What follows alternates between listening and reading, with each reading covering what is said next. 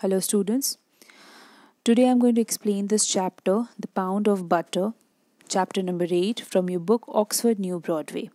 So, in the first part of the video, I've already told you that how you are going to read the lesson, and in this part of the video, I'm going to explain this chapter.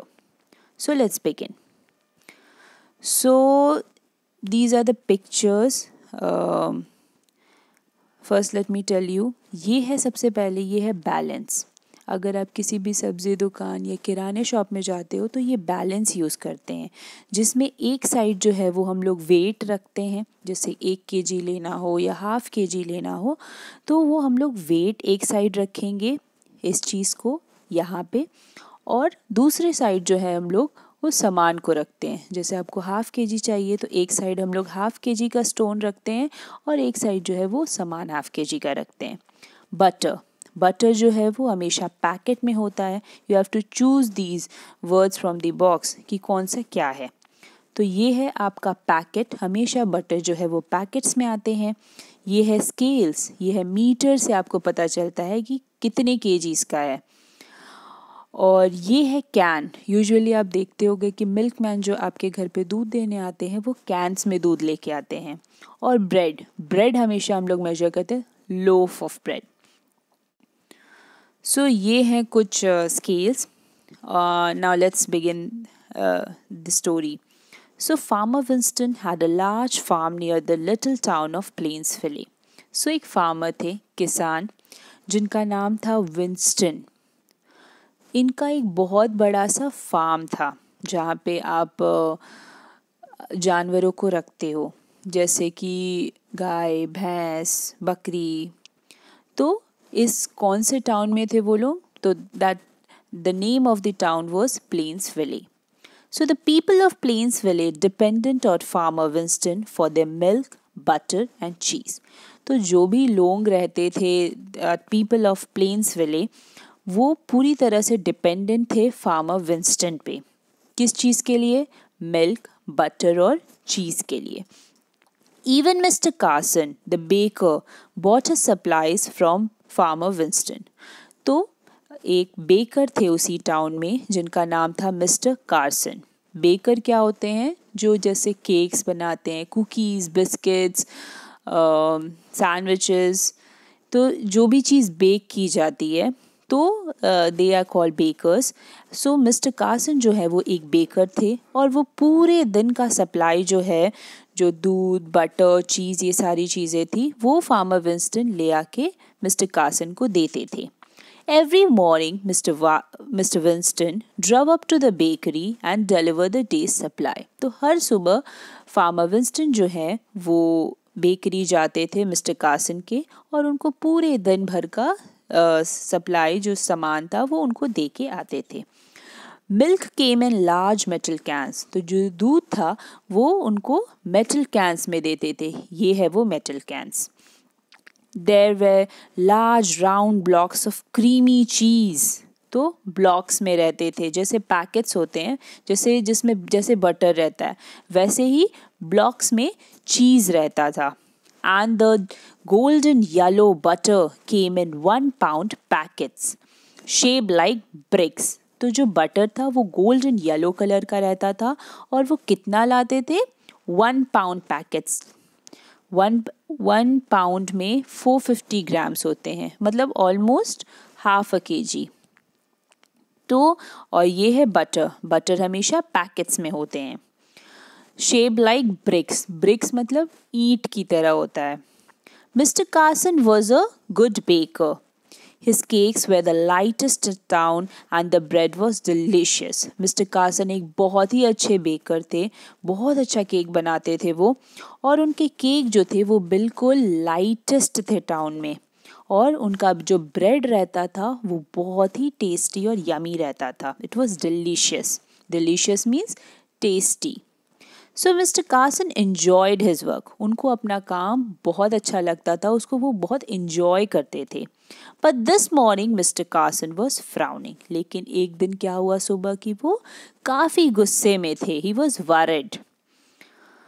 For some days, his cakes had not turned out as well as they usually did. तो कुछ दिन से क्या हो रहा था कि उनके केक्स उतने अच्छे नहीं बन रहे थे जितने वो पहले बनते थे। ये है मिस्टर कार्सन, देखो ये केक्स बना रहे हैं। तो देयर वाज समथिंग रॉन्ग, तो उनको लगा कि कुछ ना कुछ तो गलत हो रहा है। He couldn't understand it, उनको समझ नहीं आ रहा था। He had used the same amount of everything, butter, sugar, eggs and flour. तो केक बनाने के लिए हमें बटर चाहिए रहता है, शुगर चाहिए रहता है, चीनी, एग्स अंडे चाहिए रहते थे और फ्लार इज मैदा।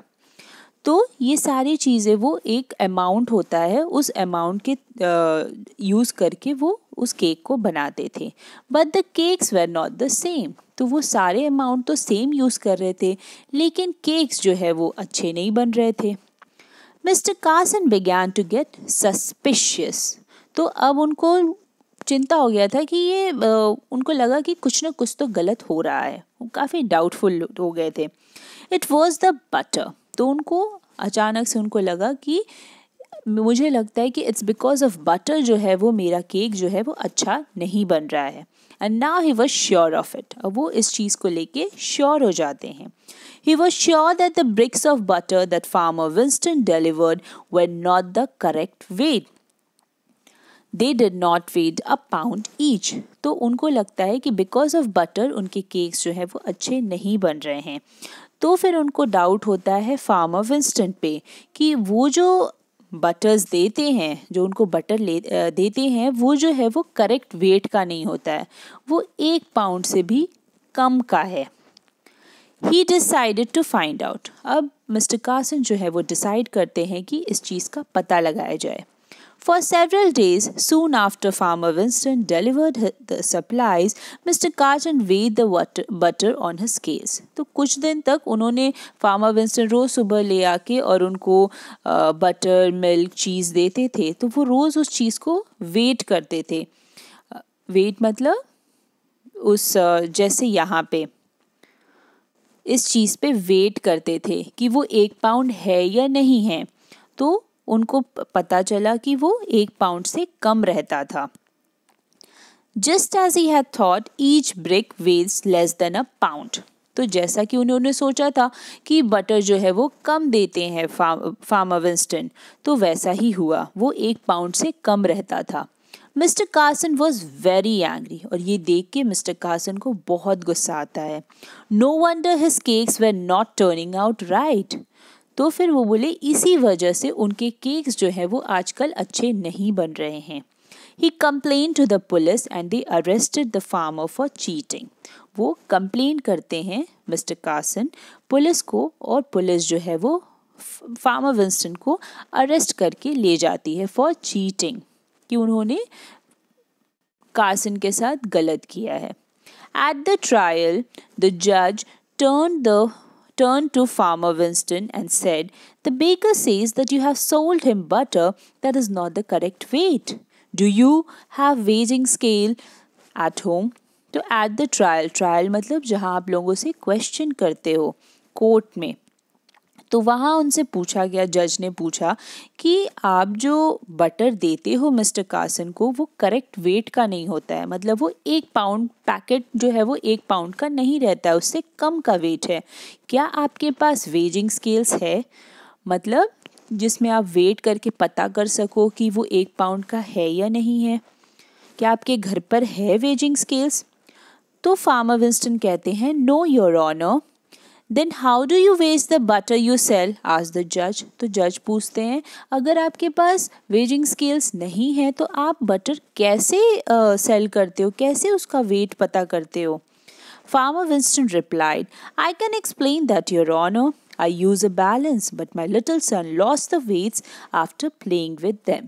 तो फार्मर विंस्टन ने कहा कि हाँ, मैं आपको एक्सप्लेन कर सकता हूँ ये बात। मैं जो है पहले ही बैलेंस यूज़ करता था। What is balance? ये जो है, ये जो वेट्स है, ये मेरे पास पहले था, जिसके थ्रू मैं बैलेंस करके पता कर लेता था कि किस चीज़ का क्या वेट है। लेकिन मेरे बेटे ने उस चीज़ के साथ खेलकर और उस चीज़ को घुमा दिया।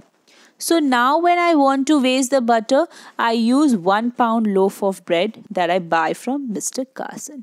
तो अब जो है, जब से वो वेस्ट गुम गया है, तब से मैं ब्रेड मिस्टर कार्सन से लेता हूँ, वो ब्रेड मैं एक साइड रखता हूँ जो कि 1 पाउंड का रहता है, और नेक्स्ट साइड जो मैं अपना बटर रखता हूँ।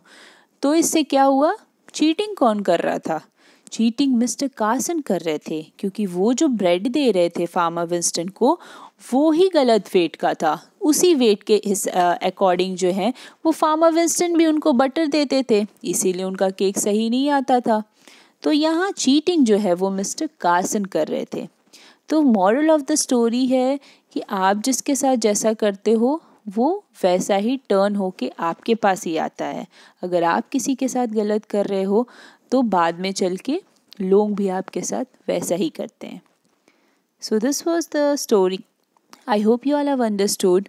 Please do like and subscribe my channel. Thank you very much.